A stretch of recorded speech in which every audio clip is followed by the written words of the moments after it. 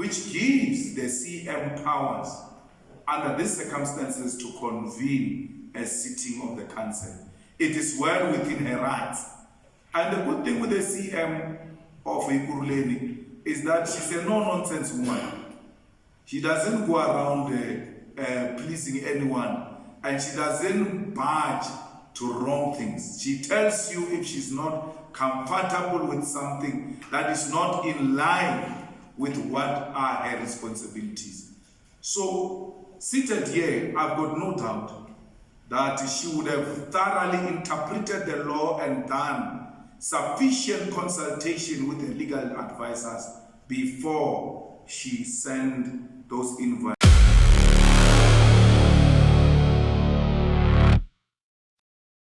General Cele spoke about it in Parliament. He said, even Malema spoke at his funeral. I said yes. In the ad hoc committee, I said yes. His funeral was at his farm. So why should it be a story now that someone tells you a story for the second time that I was at the farm? You was at the farm. Bheki Cele said it in the ad hoc committee. I said yes.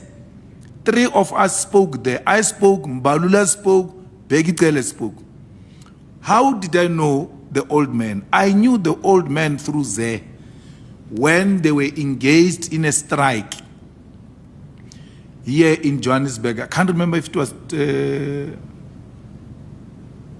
which year. At the center of the protest of the taxis at the time was Taxi SA is refusing to give them shareholders, yet they're the biggest customers of Taxi SA. The Taxi SA is nothing without them. And I happened to know Zeh, who was involved in those negotiations. And then Zeh held a party at this place. I went, I can't remember where I was from. And I didn't know this man, but I was like, there's just something about this guy. They said, no, this is Musibi, the boss of taxis. So it made sense to have taxi people there at Zeh's party, because Zeh works with the Taxi SAs, the one who do deals for them and all of that. Zeh helped, only to find that Zeh helped them to break a deal. And then they got 25% of the shares in the Taxi SA. So this Musibi we are speaking about is a shareholder of a registered listed company called the Taxi SA.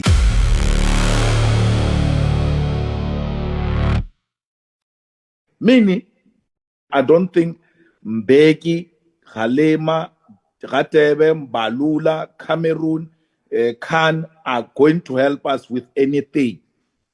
You're going to leave a day or two to come and ask Khan. You know, they say you are a part of a faction. Are you part of a faction? He says, I don't know anything about any faction. And then what are you going to produce to prove that Khan is part of any faction? Except that he's being suspected and all of that. And then we are told when Nxumalo comes, he will come with something concrete. Meaning, Mkhwanazi himself agrees that he's got nothing concrete on Khan. He says, no, someone else is going to come. Where we are seated now, with nothing on Khan, except that he went to do a good job. He got exonerated when he went to the DC, and then he continued.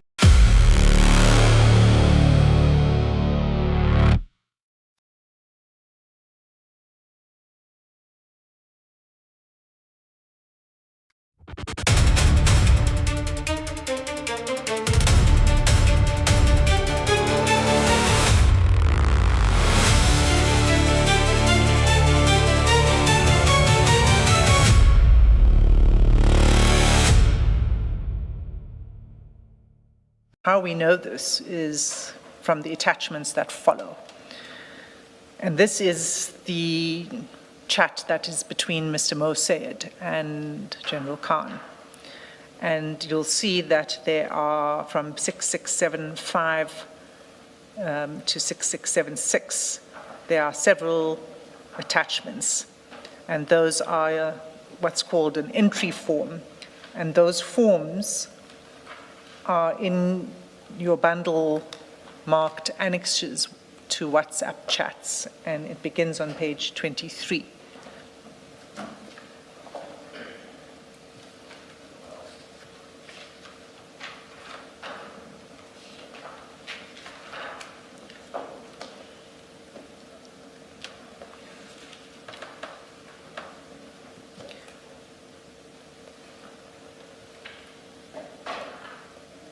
It's immigration clearance to enter the UK, and it's for an individual named one Mr. Maleka, and it lists as a UK residential address, Corinthia Hotel, London, and it's for travel. If you look at the block in the middle of the page on the right-hand side, travel on the 29th of July 2022 to 31 July 2022.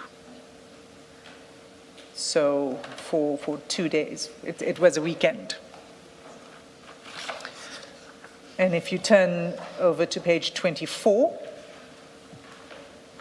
it's the second immigration clearance form, and that's for Ms. Seletswane. Same period of travel, and the same hotel in London.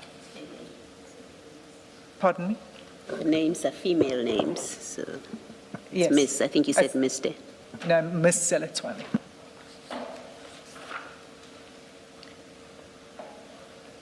And on page 25 is the third immigration form. It's for a Mr. Bonginkosi Mashazi, and same dates of travel, and the address is the same address, Corinthia Hotel in London. And then the fourth on page 26 is the immigration clearance form for Ms. for Ms. Maboikanyo Imogen Mashazi.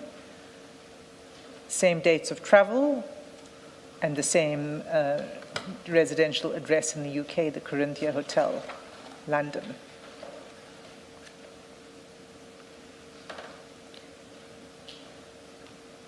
And then what you see on the page 27 is the certificate for a copy of the authority, the Executive Charter Certificate, the authority from the Civil Aviation Authority. It's a license, basically, to execute aviation that will be operating that flight.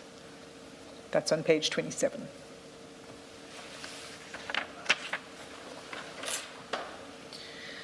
What is not in the chats, but which we obtained separately, is a payment from Onyx Aviation, not a payment, pardon me, an invoice from Onyx Aviation to a company called Zig Revenue Management. And that, Commissioners, I'm going to have to ask you to look at your answering affidavit file, because we attached it to the answering affidavit at page 320.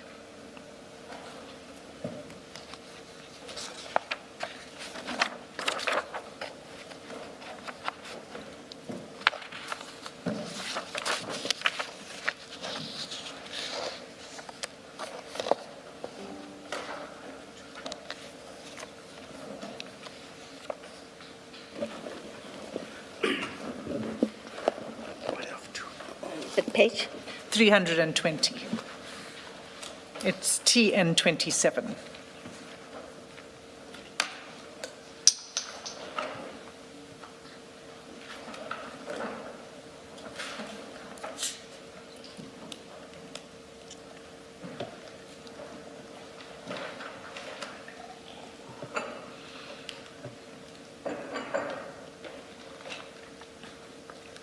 And you'll see it's an invoice by Onyx Aviation that is issued to ZIG Revenue Management in the amount of 3.35 million. but also what's important from this document is what is the description on the invoice, and it refers to a charter fee, and the dates of travel are 28 July 2022 to 31 July 2022. And the routing is there, Lanseria via Accra to Farnborough, and the return Farnborough, Accra, Lanseria. And Farnborough would be Farnborough Airport in the UK.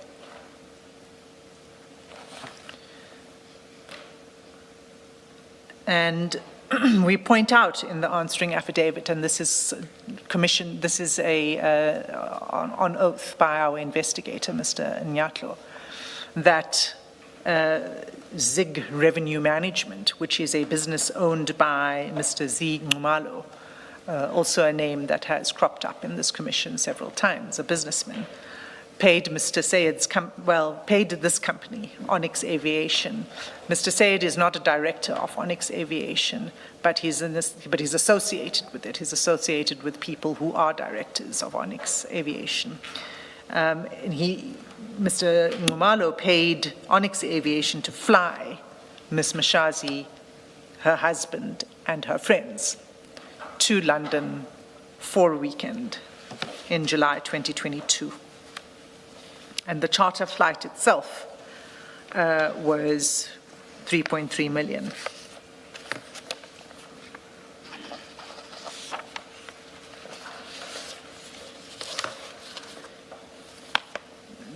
Commissioners, what I want to say about this, I think there's several points to be made about this body of evidence. The first is that this isn't an ordinary private ship. This is of interest to the Commission for obvious reasons. These individuals have been, well, at least Ms. Mashazi has appeared before the Commission, Mr. Nxumalo's name has come up, and we haven't had this evidence placed before the Commission before. And it's clear that this is no ordinary private trip. While there may be no question that Mr. Nxumalo paid for this trip, there has been some question about whether it was ultimately funded by somebody else, but we don't know that yet. What we do know is that it was in the amount of 3.35 million, and that it was for a private flight for Ms. Mashazi, who was then the city manager in Ekurhuleni at this point in time. It was for her husband, and her two friends. And so we say that on its face of it, the conferral of a benefit to the tune of 3.3 million is extravagant, and it raises obvious concerns for us of a conflict of interest and of possible corruption, gratification, and abuse of public office. That's the first point I wish to make in relation to this evidence. The second is that it raises the question of disclosure. And if this trip was declared by Ms. Mashazi, we believe it wasn't, but if this trip was declared by Ms. Mashazi to the city or the council, or an ethics or compliance structure within the city, then that record should exist. If it was not declared, then the failure to disclose a trip like this, as I said, it's not an ordinary trip. This is not just, an economy flight with your family to a low-budget hotel in London. Then the failure to disclose itself would be a matter of grave concern, because it would mean that a senior municipal officer accepted or was associated with a private benefit of an extraordinary value without any transparency to the public institution that she served in. So that's the second point in submission I'd like to make of concern that emerges from this evidence. The third is that the Commission would want to consider who benefited from this trip. beyond Ms. Mashazi and her husband and her friends, because a payment of 3.3 million for a weekend flight is so far outside of ordinary hospitality or gift that it invites the inference that the person who paid for it expected something in return. And the question would be, if this was a gift or gratification, what influence or protection or access was expected from Ms. Mashazi in return, in her capacity as a city manager of Ekurhuleni. The fourth submission I would make on this is that General Khan is provided with this information, and that his receipt of this itself is significant. And the question would be, what interest did he have in this information? On the face of it, it's not apparent what interest he has in receiving this information. And the fifth and final point I want to make is that the question would be not just what interest General Khan had in it, but what did he do with the information? Did he refer it to the city or to the Hawks or to the NPA? One would have expected, normally one would expect that that would be the normal course, that it would be referred to the relevant authority or something would be done with it. It would seem not, because Ms. Mashazi held her position as a city manager until last year. And this trip took place in 2022. So, she remained in a position until she retired last year. So, on the face of it, it seems that nothing was done with it, or else she would not have remained in her position. And when did General Khan become aware of this? Because you seem to be implying that it was in 2022 when he became aware. I'll tell you, just want to confirm the date that I was looking at. It was in October 2022, Commissioner. Is it those chats that we don't have? Well, no, it's on page 6676. Oh, yes. Thank you. All of this information was forwarded to General Khan, including the passport pictures, which are blurred out. Ms. Assem, it seems to me that perhaps a further question, you've listed questions, it seems to me that a further question to ask, and whether you get an answer to it is another matter altogether, is considering this is 2 days or 3 nights visit for that amount of money paid for by somebody else, at least on what is before us now. What was the purpose of the trip? And that kind of question, so I would add it in the list of what was the purpose of the trip, and maybe or not, it leads or explains an interest, what was General Khan's interest in this, but not just General Khan. Why was Mr. Syed interested in this trip? Questions that I am not suggesting we'll get answers to, but it seems valid questions to ask. Absolutely, Commissioner Baloy. I mean, a number of questions arise, including how Mr. Syed obtained this information.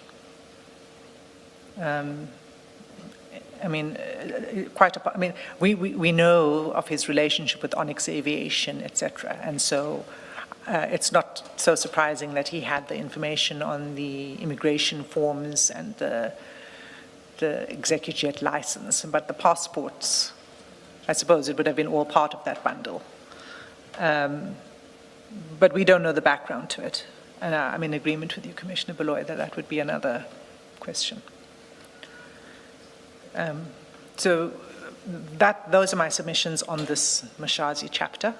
A different question on that. How do we how do you connect the invoice to this trip as per immigration documents? I don't know if you understand what I'm saying. So you've got the passports and you've got the immigration clearance documents, and then you've got the invoice, and you say that this invoice was payment for this trip. Where do we see that connection? It's in the description. So the charter.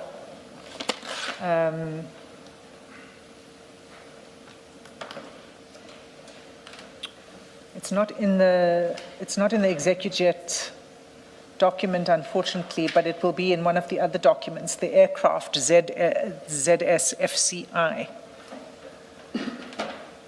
Oh, it is in the operator aircraft.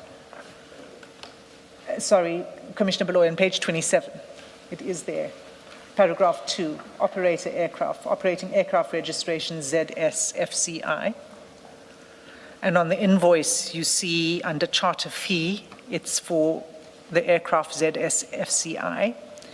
And then you see the dates, and then you see the destination and the route.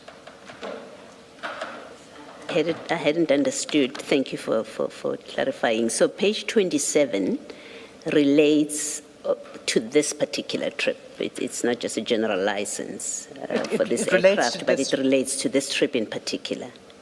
It does, Yes. Commissioner Beloy. You'll see above Yes, the dates. I see that. Yes. Thank you. Chair, I'm going to move to the next chapter, which is on finances. It's 3 minutes to 1. I can begin, or we could break.